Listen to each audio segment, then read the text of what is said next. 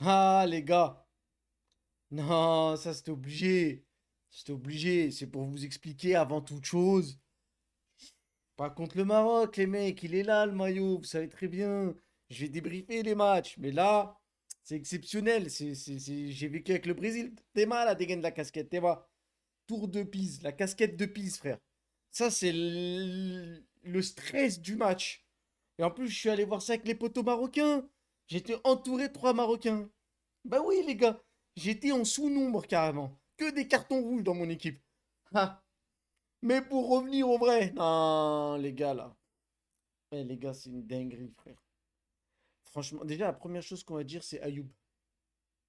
Ayoub, les mecs. Ayoub. Retenez bien son prénom. Si mon pote regarde la vidéo, tu sais très bien que je parle pas de toi. Ayoub. Nom de famille pour plus tard. Là, on l'appelle par son prénom. Tu vois ou pas? Ayoub. Lui, c'est le mec, faut l'appeler par son prénom, les mecs. Franchement, choqué. Il a fait un match de fou pour son âge. Peut-être même, il y en a, ils ont dit Achraf Hakimi, ceci, cela. Non, non, non. Homme du match pour moi, deux équipes réunies. Ayoub. Incroyable. Maintenant, on va revenir un peu plus sur ce match de fou. Ah, franchement, c'était un match de ouf. Les 10-15 premières minutes, je me suis dit, mais c'est quoi cette équipe du Maroc? Alors, j'ai beau être supporter du Brésil, hein, mais à un moment donné, faut dire les choses. C'est quoi cette équipe du Maroc? Extraordinaire. Sur la tête d'homme, c'était une dinguerie. Et comment ça jouait, franchement, je vous tire mon chapeau. Après, je sais pas si vous allez tenir comme ça. Parce qu'en vrai de vrai, au final. Mais vas-y, je vais y revenir à la fin. Franchement, les 20 premières minutes, elles étaient marrantes. Il y a eu une quinzaine de minutes marocaines.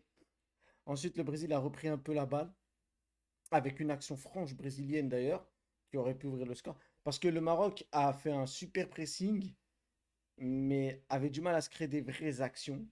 Tandis que nous, sur le premier débordement de Vinicius, il y a un centre. Et l'autre mongol de pigeon voyageur, là, il sait pas mettre une tête, je sais pas ce qu'il fait. Mais c'est pas grave. On n'a pas de neuf, hein, c'est fini. R9. Il n'y en a plus. Donc on fait avec ce qu'on a, même si j'aurais préféré voir Hendrik.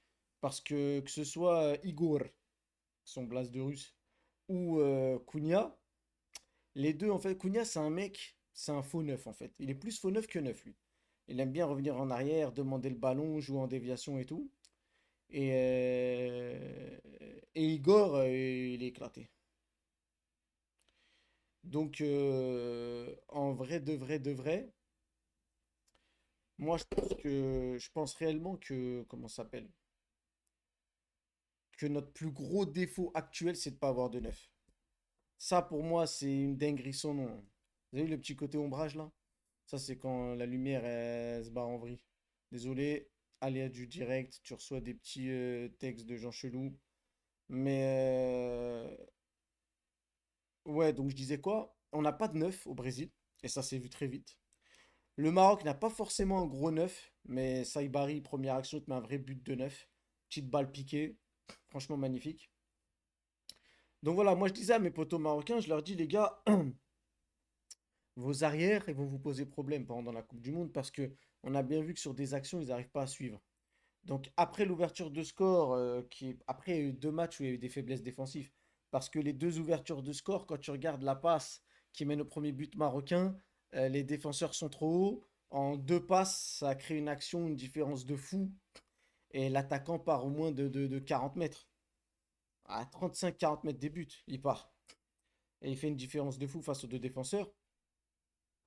Donc après, balle piquée super, mais la balle piquée est permise, à mon sens, parce que Alisson est trop loin de sa cage. Trop loin de sa cage. Il peut même pas intervenir avec les mains quand il est là. Donc même s'il pouvait, il l'aurait pas fait. Et je pense que c'est ça qui fait qu'il peut pas vraiment gauler. Donc c'est une erreur pour moi du gardien d'être sorti jusque-là. Derrière, tu as le Brésil qui pousse un peu.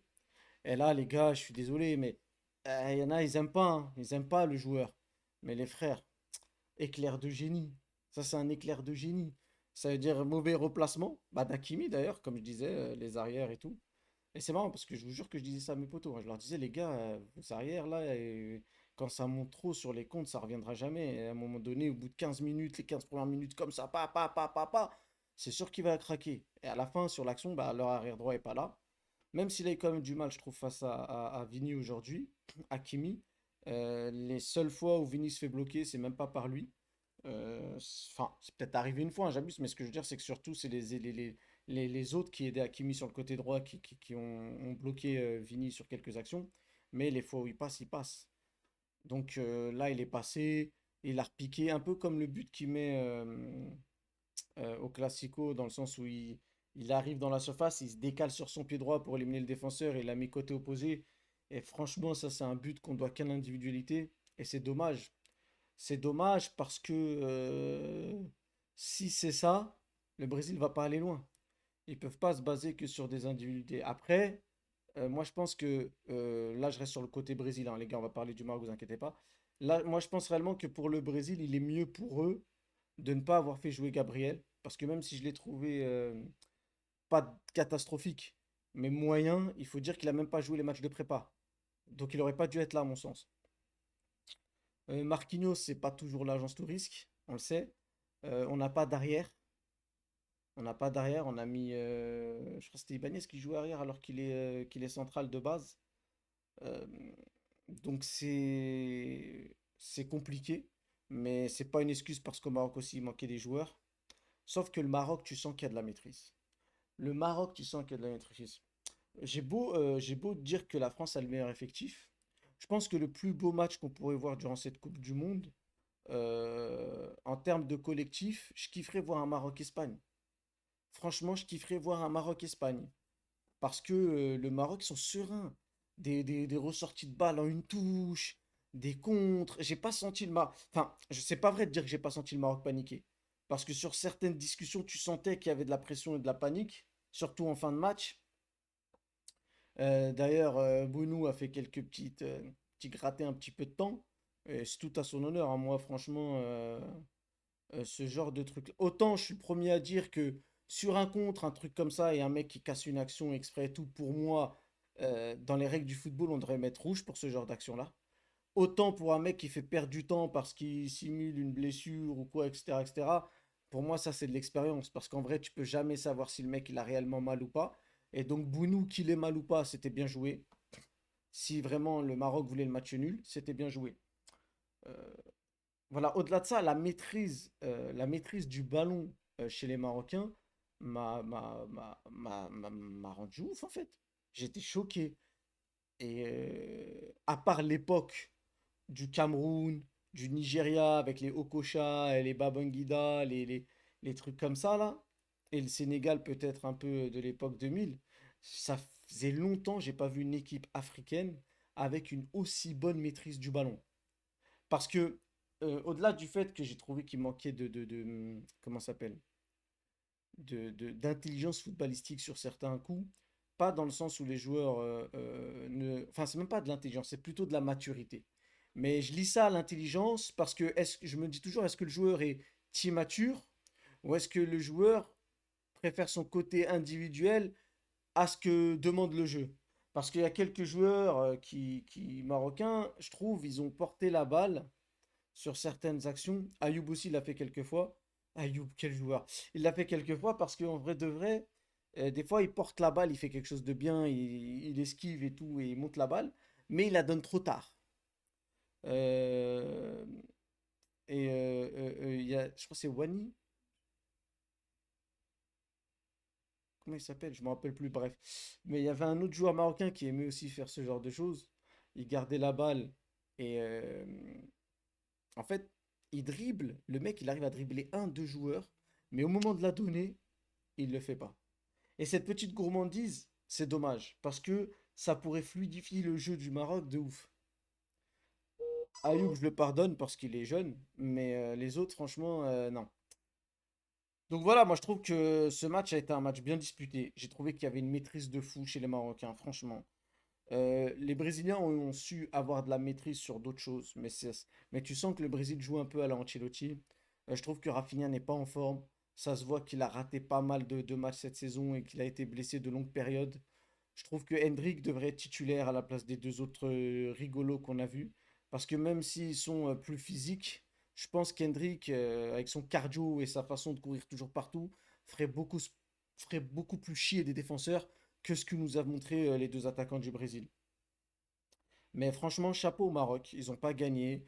Ça reste quand même un gros adversaire, le Brésil, malgré tout, surtout sous Carlo. Parce que je pense que Carlo donne beaucoup de confiance à ses équipes, contrairement au Brésil qui vivait sous pression ces dernières années. Malgré qu'on oublie de dire qu'en 2014, peut-être que s'il n'y a pas la colonne vertébrale de Neymar qui saute, peut-être que ça va en finale. Parce que le 7 buts est un peu trompeur. Ils avaient sûrement l'esprit ailleurs. Mais en 2014, on oublie qu'ils sont allés quand même en demi-finale. Donc, ouais. Donc, moi, je pense réellement que euh, le Maroc, euh, après, il faut voir dans quel côté il se retrouve, même si.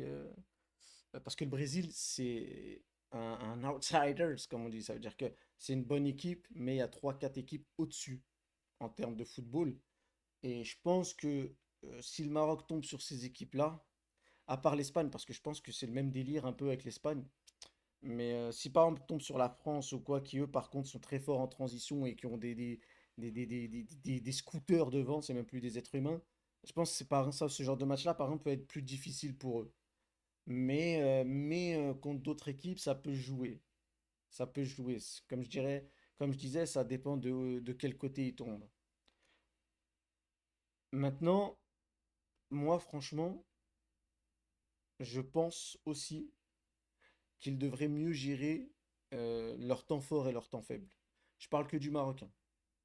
Parce que pour le moment, le Brésil, voilà, j'ai un peu parlé du Brésil, qui est l'équipe que je suis, mais ça fait longtemps que le Brésil, c'est dur à analyser tactiquement, parce que déjà, l'équipe a changé tellement de fois, et qu'on sent que en fait, le Brésil dépend plus de l'adversité. Ça veut dire qu'on ne peut pas analyser le Brésil, dire ils jouent comme ça. Vous voyez ce que je veux dire? Demain, s'ils affrontent une équipe comme l'Espagne, ils vont se mettre en bus, à mon avis, devant et jouer en contre. Je dis des bêtises, hein. Mais c'est juste que j'imagine que il change vis-à-vis de l'adversité vu les joueurs qu'on a. Par contre, le Maroc, je pense qu'en maîtrise de balle, c'est une dinguerie. Donc, réellement, je me dis que s'ils tombent d'un côté où ils peuvent atteindre l'écart en jouant des équipes qui sont peut-être un peu plus faibles ou à peu près au niveau, et derrière affronter des gros, ils pourraient aller loin. Ils pourraient aller loin, les Marocains. Donc voilà, ça c'est mon petit débrief, les gars, du match. Comme je vous ai dit, hein, on va débriefer les matchs du Maroc. Aujourd'hui, c'est exceptionnel, hein. J'aurai mon maillot, bien évidemment. Hein, Dima Maghreb. Regarde, même la caméra, elle pète les plombs. Non, non, il est là le maillot. Je sais pas où tu vas là-bas, il est là, il est là. Qu'est-ce qui t'arrive? T'as pété les plombs, quoi. Bah ouais, suis toi aussi, là.